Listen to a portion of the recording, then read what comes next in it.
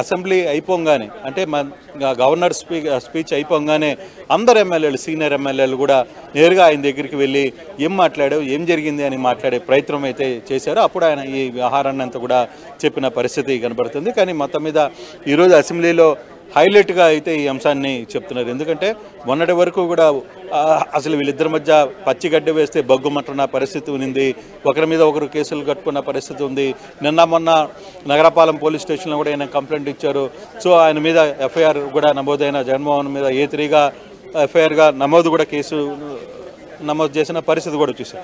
So ఇవన్నీ చూసిన తర్వాత ఒక్కసారిగా వీళ్ళిద్దరూ ఆసక్తికరమైన అంశంగా ఏం మాట్లాడుకున్నారనే చర్చ పెద్ద ఎత్తుగా జరిగింది. చివరికి రఘురామరాజు జరిగిన విషయాన్ని తన తోటి ఎమ్మెల్యేలతో కూడా చెప్పడం, మరోవైపు నేను రేపటి నుంచి జగన్ పక్కనే కూర్చుంటాను, నా సీటును కూడా అక్కడే చూడండి అనేది శాసనసభ వ్యవహారాల మంత్రిగా చూస్తున్న కేశవ్ను కూడా కోరడం అక్కడ అందరికీ నవ్వులు చోటు చేసుకున్న పరిస్థితి అయితే కనపడింది.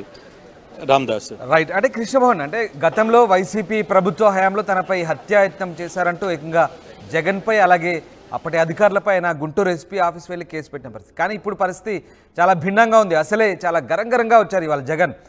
గవర్నర్ ప్రసంగానికి వ్యతిరేకించే క్రమంలో ఆయన వాడివేడిగా ఎమ్మెల్యేలతో కలిసి వస్తుంటే సడన్గా త్రిబులార్ ఎదురుపడడం, హాయ్ జగన్ అంటూ పలకరించడం నిజంగా అసలు చాలా ఇంట్రెస్టింగ్ ఇదంతా కూడా.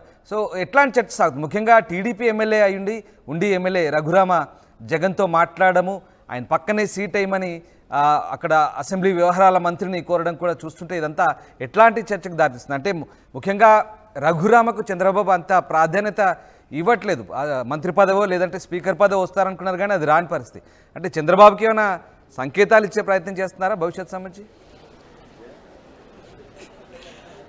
మొత్తం మీద ఓవరాల్గా కొంత ఈరోజు అసెంబ్లీలో జరిగిన వ్యవహారాల్లో మాత్రం త్రిబులార్ వ్యవహరించిన తీరు అందరికీ కొంత ఆసక్తికరమైన అంశంగానే కనబడుతుంది. మొదటి నుంచి కూడా రఘురామ్తో హ్యాండిల్ చేయడం కొద్ది కష్టం. ఎందుకంటే రఘురామరాజు ఏదైనా ఓపెన్గా మాట్లాడేస్తాడు, ముక్కుసూటు లేకుండా ఉన్న విషయాన్ని కుండబద్దలు కొట్టేస్తాడు, చెప్పాల్సింది అనుకున్నది డైరెక్ట్గా చెప్పేస్తాడు. అది ఎవరైనా సరే, అది ముఖ్యమంత్రితో అయినా సరే లేకపోతే ఇంకో వ్యక్తి అయినా సరే, ఉండదా నోట్లో నుంచి ఏమొస్తుంది అనేది ఆయన అనుకున్నది స్పష్టంగా చెప్పే పరిస్థితి.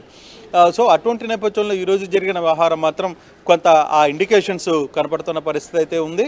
సో ఒకవైపు ఇద్దరికి మంత్రులు అంటే అతను మంత్రిగా ఎక్స్పెక్ట్ చేశారు, 6 మంది ఎమ్మెల్యేలుగా మంత్రులు ఆయన సామాజిక వర్గానికి సంబంధించిన వ్యక్తులు గెలిచారు. అక్కడ ఎవరికి సీటు మంత్రి పదవి ఇవ్వలేదు.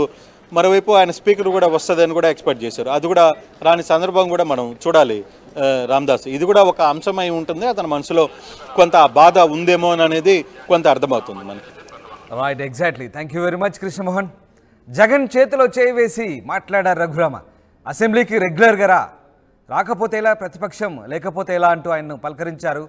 ఇక్కడ నుంచి అసెంబ్లీకి రెగ్యులర్గా వస్తాయి, మీరే చూస్తారుగా అంటూ జగన్ రిప్లై ఇవ్వడం. అసెంబ్లీ హాల్లో త్రిబులార్ భుజంపై చేయి వేసి మరి మాట్లాడారు జగన్. ఇదంతా చూసి ఆసక్తికర చర్చకు దారితీసింది ఎమ్మెల్యేలో.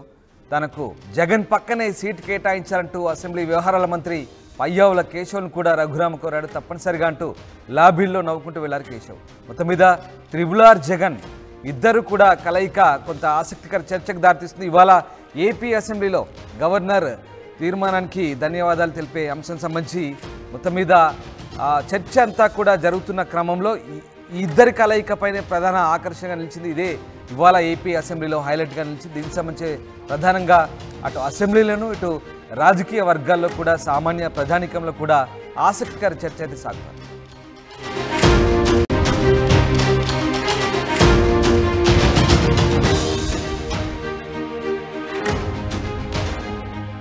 ఏపీ అసెంబ్లీలో జగన్ రఘురామకృష్ణరాజు మధ్య ఆసక్తికర చర్చ సాగింది. హాయ్ జగన్ అంటూ ఆర్ఆర్ఆర్ పలకరించారు త్రిబులార్. ప్రతిరోజు అసెంబ్లీకి రా, ప్రతిపక్షం లేకపోతే ఎలా అంటూ జగన్ చేతిలో చేయి వేసి మరీ మాట్లాడారు రఘురామ. అసెంబ్లీకి రెగ్యులర్గా వస్తా, మీరే చూస్తారుగా అంటూ జగన్ బదులిచ్చారు.